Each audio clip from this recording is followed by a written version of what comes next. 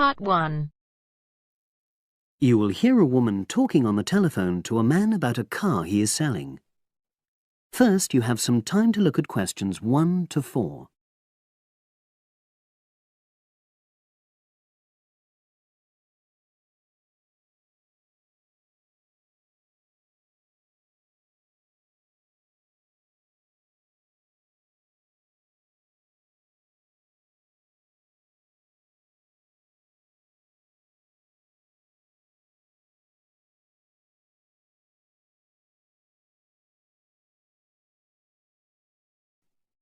Now we shall begin.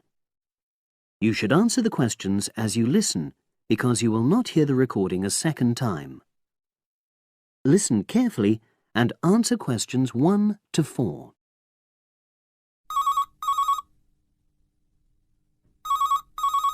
Hello, Brian Park speaking. Oh, hello. I'm calling about the advert in the paper. For the car? Yes, the Mini you've got advertised for sale. Oh, yes. I just wanted to find out a bit more information. Of course. What would you like to know? It's my brother who's interested, actually, but he's not in today, so he asked me to call you. Fine. Great, thanks. So, it's a Mini, Yep. and how old is it? Just coming up to 13 years old. And I seem to remember from the ad that it's grey. That's it. Doesn't show the dirt. Absolutely. Anyway, the colour shouldn't be a problem for Jeff. You know, the important thing is the quality. Yes, of course. And what about mileage? With it being pretty old, it's probably over 100,000? Actually, it's 40,000 less than that. 62,000 on the clock. Great! I remember now. I'm confusing it with another ad I was looking at. Right. Pleasant surprise then. Yeah. Have you been the only owner, or was there a previous one? I'm the second one. Before, it was owned by a teacher who was a very careful driver. Didn't have any accidents. Very good. And what about you? What do you tend to use it for? I haven't used it all that much, mostly for shopping. You know, the sort of thing. So not much wear and tear. I'll make a note of that. I know Jeff wanted me to check that. Right. Before you hear the rest of the conversation, you have some time to look at questions 5 to 10.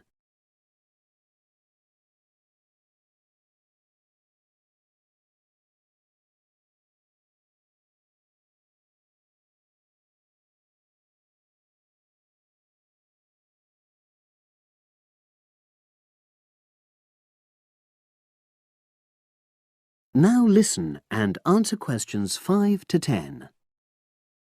Now, about the price, I see you've got it down as £1,250. I'm not sure Jeff will be able to come up with that amount. In the ad, I did say 1,250 or nearest offer. So would you be prepared to go down to 1,000? That's really too low, I'm afraid. 1,100? I might be able to go to that. OK, I'll make a note of that. What about tax? Is it due soon? Got another 5 months before it's due. Oh, that's a real plus, yes. I'll make a note of that. OK. Now, you say it's in good condition. For its age, I'd say yes, definitely. It's just been serviced and there were no major problems. Major. I'd be able to show you the service report. The only thing is, you'd have to get a new tyre in the near future. Though it's still OK, you know. It's certainly absolutely safe at the moment. OK, fair enough. Yes, I understand. And the garage also mentioned that one headlight could probably do with replacing. They think there's a fault there, you know, intermittent. Well, we'd obviously look at all the documents, but that sounds very straightforward. Of course. I've got all the service documents up to date and you can look at those. Well, it all sounds pretty good, and I know my brother will be interested, so would it be possible for him to see the car? He's back from his trip tomorrow and away tonight, so how about tomorrow? Tomorrow? Wednesday? I'm afraid that's not possible. I'm out pretty much all day. Well, Thursday then? That'd be fine, yeah. In the morning? Yes, that'd suit me perfectly. Great. Now, you'll need my address. Oh, yes, of course. What is it? It's number 238, 238? London Road. Oh, that's easy enough. Yes, very straightforward. So I'll pass on these notes to Jeff, and he'll see you in a couple. That is the end of part 1. You now have half a minute to check your answers.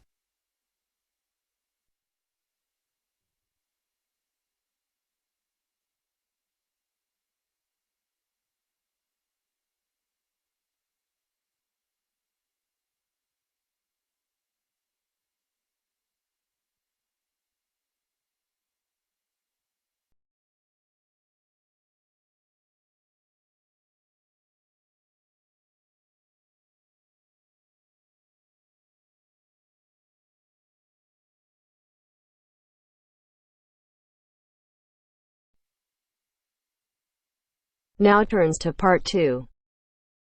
Part 2. You will hear a tour guide talking to her tour group. First, you will have time to look at questions 11 to 15.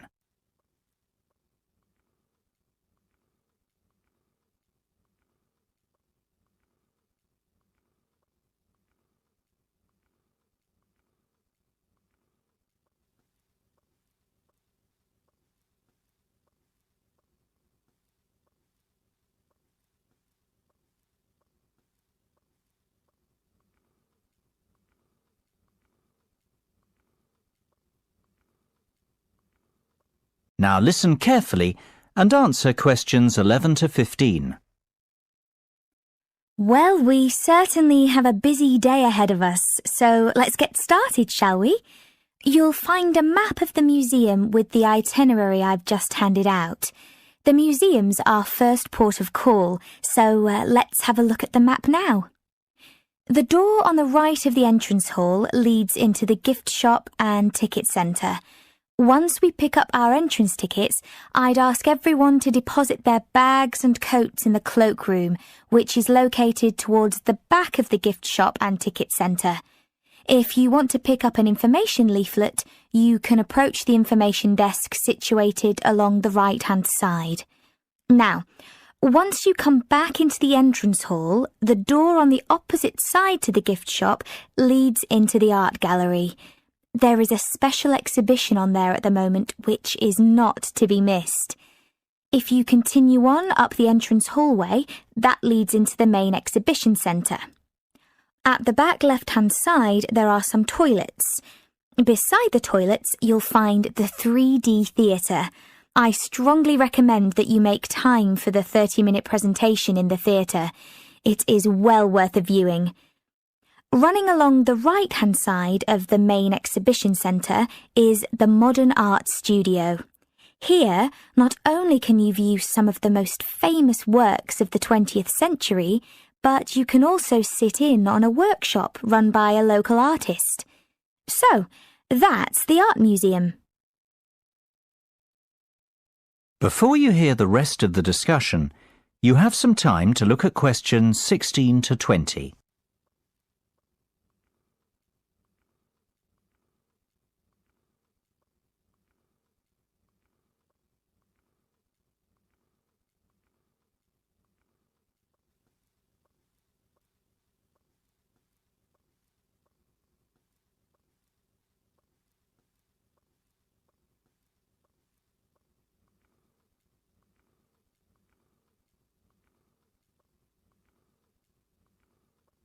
Now listen and answer questions 16 to 20.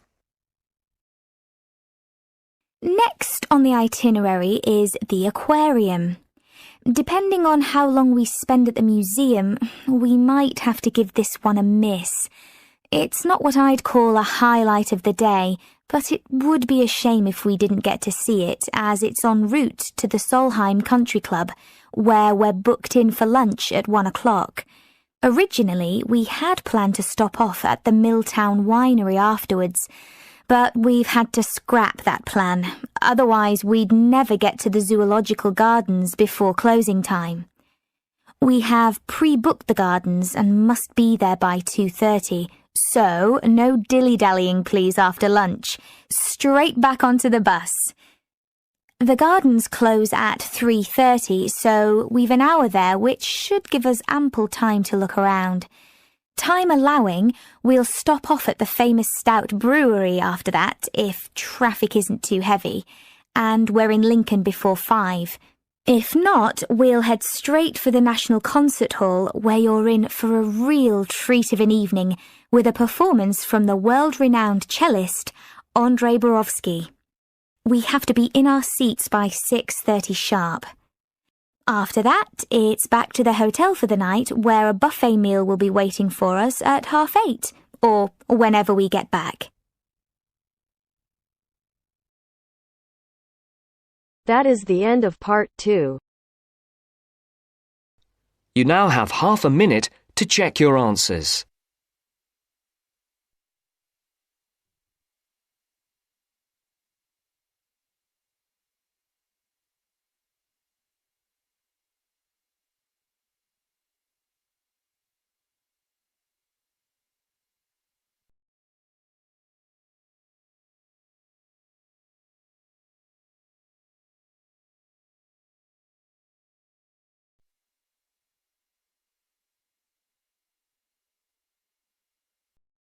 Now turns to part 3.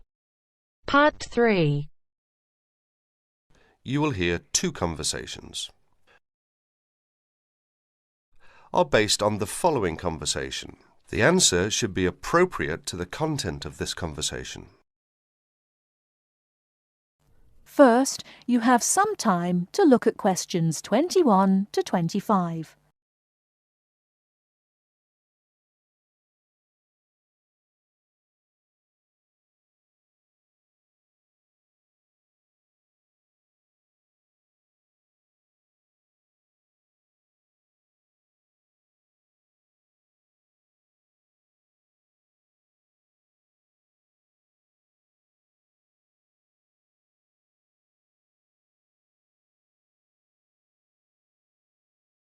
Now, listen carefully and answer questions 21 to 25. Oh, hi Dave. Long time no see. Hi, Maria. I just settled down. I thought I'd drop by.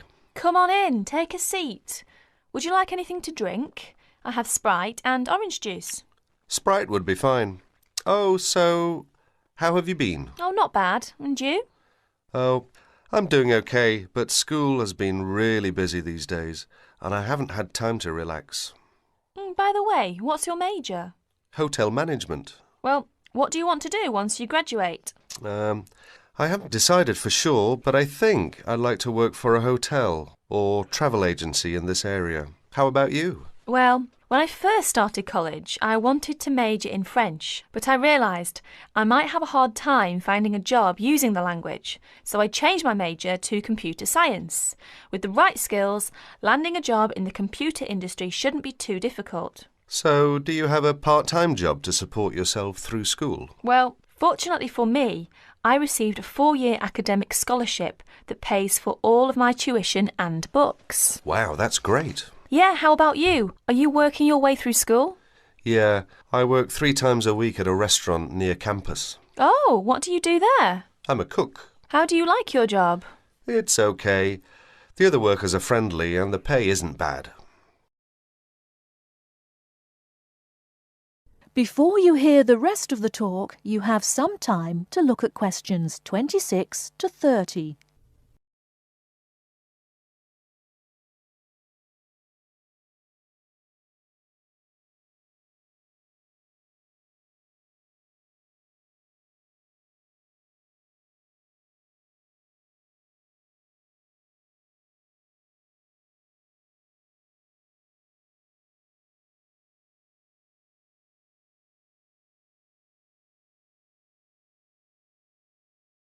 Now listen and answer questions 26 to 30.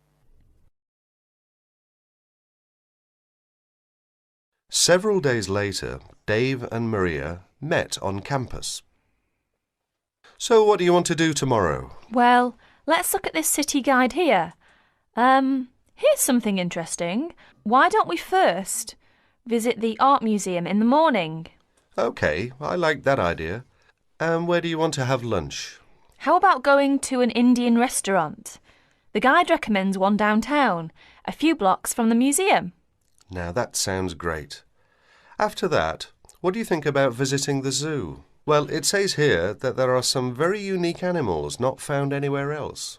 Well, to tell the truth, I'm not really interested in going there. Yeah, why don't we go shopping instead? There are supposed to be some really nice places to pick up souvenirs. No, I don't think that's a good idea.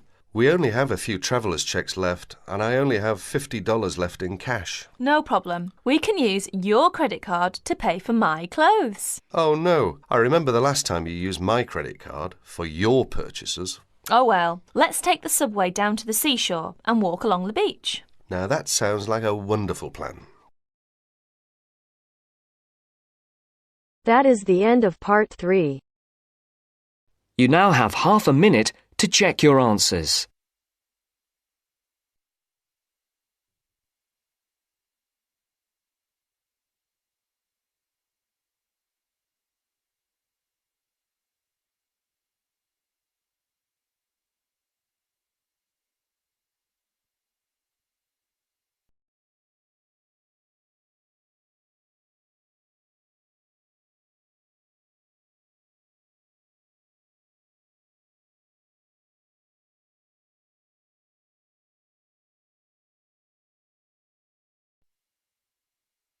Now turns to part 4.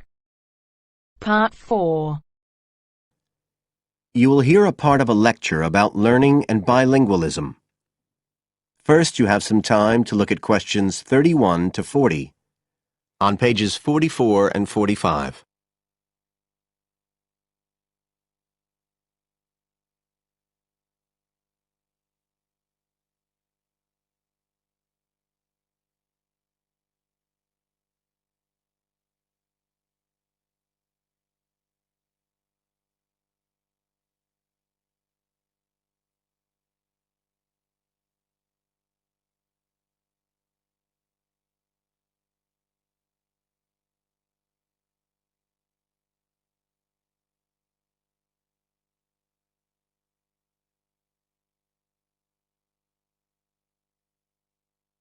Now listen carefully and answer questions 31 to 40.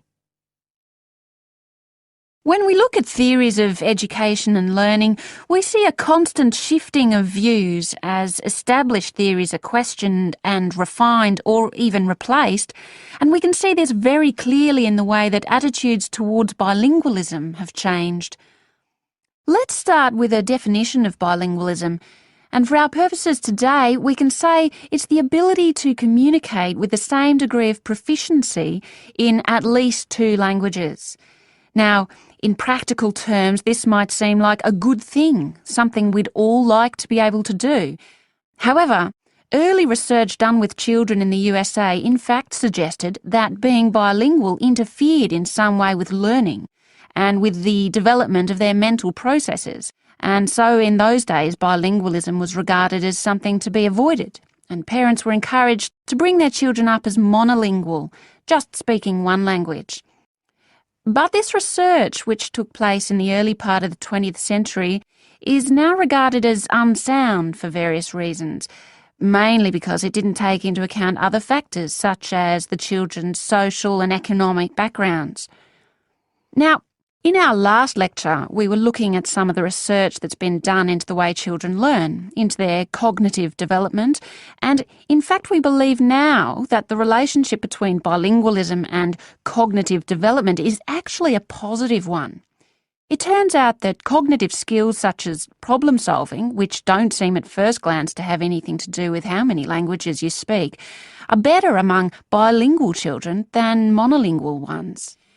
And quite recently, there's been some very interesting work done by Ellen Bialystok at York University in Canada. She's been doing various studies on the effects of bilingualism, and her findings provide some evidence that they might apply to adults as well.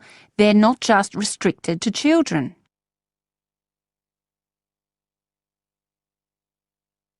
So how do you go about investigating something like this? Well, Dr. Bialystok used groups of monolingual and bilingual subjects aged from 30 right up to 88. For one experiment, she used a computer program which displayed either a red or a blue square on the screen. The coloured square could come up on either the left-hand or the right-hand side of the screen. If the square was blue, the subject had to press the left Shift key on the keyboard, and if the square was red, they had to press the right Shift key. So they didn't have to react at all to the actual position of the square on the screen, just to the colour they saw. And she measured the subjects' reaction times by recording how long it took them to press the Shift key and how often they got it right. What she was particularly interested in was whether it took the subject longer to react when a square lit up on one side of the screen, say the left, and the subject had to press the Shift key on the right-hand side. She'd expected that it would take more processing time than if a square lit up on the left and the candidates had to press a left key. This was because of a phenomenon known as the Simon effect, where basically the brain gets a bit confused because of conflicting demands being made on it. In this case, seeing something on the right and having to react on the left. And this causes a person's reaction times to slow down. The results of the experiment showed that the bilingual subjects responded more quickly than the monolingual ones. That was true both when the squares were on the correct side of the screen, so to speak, and even more so when they were not. So bilingual people were better able to deal with the Simon effect than the monolingual ones. So what's the explanation for this? Well, the result of the experiment suggests that bilingual people are better at ignoring information which is irrelevant to the task in hand and just concentrating on what's important. One suggestion given by Dr. Bialystok was that it might be because someone who speaks two languages can suppress the activity of parts of the brain when it isn't needed.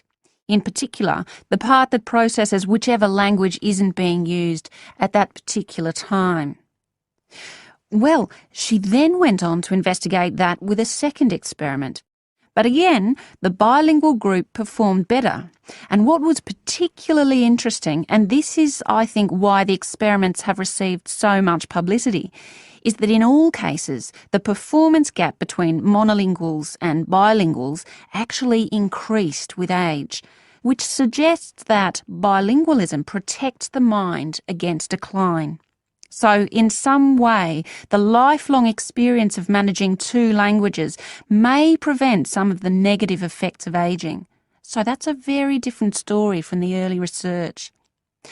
So what are the implications of this for education? That is the end of part 4. You now have half a minute to check your answers.